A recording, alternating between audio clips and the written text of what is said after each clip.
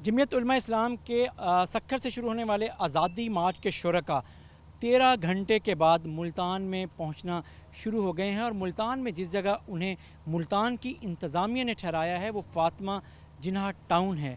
यहाँ पर ना तो कोई टेंट है, ना ही कोई बिस्तर हैं और ना ही कोई ऐसे खैमों की बहुत बड़ी तादाद या बस्ती आबाद की गई हो जहाँ पर इनको ठहराने का बंदोबस्त इंतज़ामिया की तरफ से या ख़ुद जमीयत उलमा इस्लाम की मकामी क़यादत की तरफ से किया गया हो।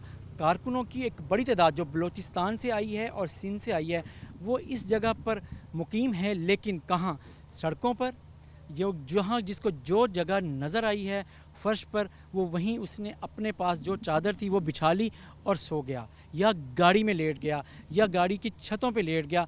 और इस जज्बे के साथ जो जमीयत उलमा इस्लाम का कारकुन है वो चंद घंटे आराम करके ताज़ा दम होके सुबह निकलना चाह रहा है लाहौर के लिए। और लाहौर से का सफ़र वो कितने घंटे में तय करते हैं ये जब मुल्तान से वो चलेंगे तो अंदाज़ा होगा।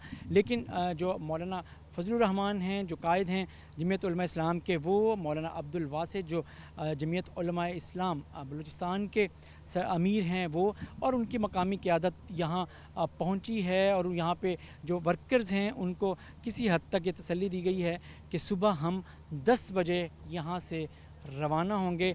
मुल्तान की मकामी इंतज़ामिया बार बार इस बात की सिर्फ ये कोशिश कर रही है कि यहाँ लाइट रहे और पानी के एक दो जो टैंकर पहुँचाए गए हैं, इसके अलावा सारा कुछ अगर कुछ है तो वो ख़ुद जमीयत उलमा इस्लाम के इस मार्च के शुरका ख़ुद ही कर रहे हैं।